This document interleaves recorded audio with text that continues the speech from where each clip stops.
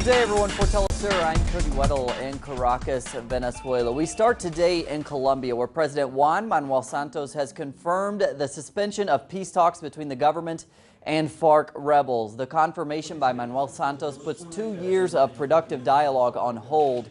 The Colombian government accuses the FARC of capturing an army general and 2 others. The next round of peace talks were scheduled to start on Monday, but the unilateral suspension puts the negotiations in peril. FARC leadership has confirmed it captured the general.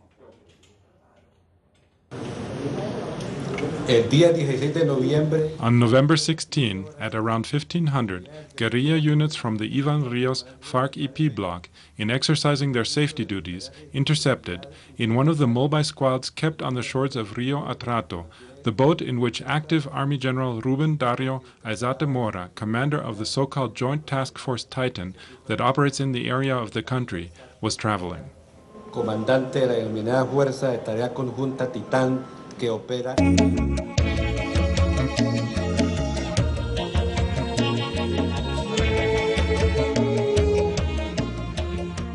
And we go to Mexico now, where more allegations of corruption have emerged as part of the case of 43 missing students from the Ayotzinapa Teacher Training School.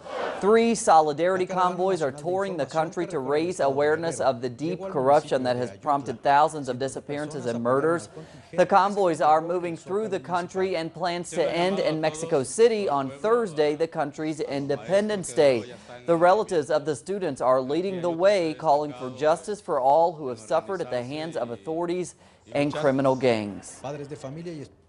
We will not rest until the students return. As fathers, we are not tired. We will keep going. And we go to Venezuela now, where the government of President Nicolas Maduro approved 12 proposals Monday to strengthen the nation's working class.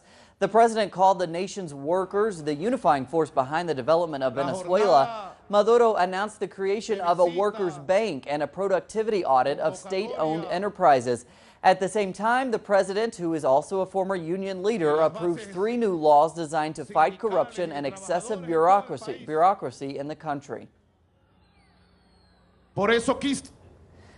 And we go to Bolivia now, where a new law aims to provide support to the country's small-scale producers. Our correspondent David Doherty reports from the twin cities of La Paz and El Alto. A presidential decree in Bolivia has put into effect the 2012 law that provides access to credit and training courses for the country's estimated 200,000 small-scale artisanal workers. The small-scale producers of our country generate roughly 80% of all private sector employment. It is absurd to not take them into account. At this time, if we only consider the large businesses, we are not understanding our own country. On the contrary, supporting our artisanal and small-scale producers is fundamental in guaranteeing an improvement in the living conditions for the Bolivian population in general.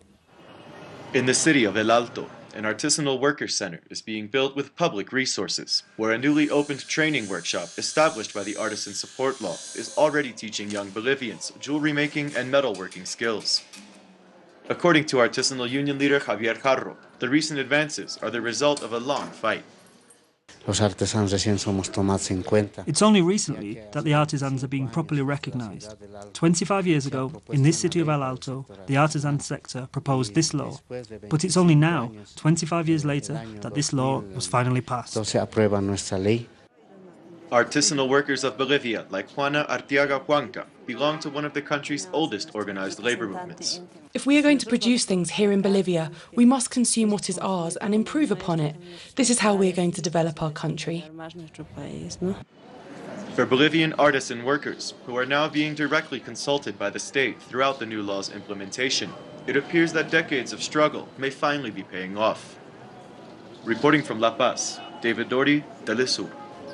Thanks to David. It's taking a look to world news now. We go to the Middle East, where the Israeli government has vowed to respond forcefully to an attack by 2 Palestinian men. 4 were killed and 8 injured when the men entered a synagogue armed with axes and knives. Israeli police killed both of the assailants. The government says it will, quote, come down hard on the town of Jabal Mukabu, where the men were from. To the U.S. now and Ferguson, Missouri. That's where a state of emergency has been declared ahead of a grand jury's verdict on whether Michael Brown's killer will be indicted. Governor Jay Nixon justified the tightened security, saying there is a possibility of heightened unrest ahead of the ruling. Most expect that the officer who shot Brown, Darren Wilson, will walk free. St. Louis County Police have spent nearly $100,000 on riot gear amid fears of renewed demonstrations.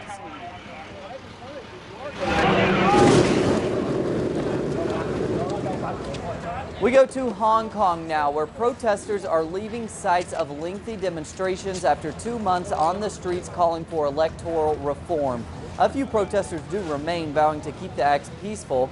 Many polls show the protests losing support from the general population.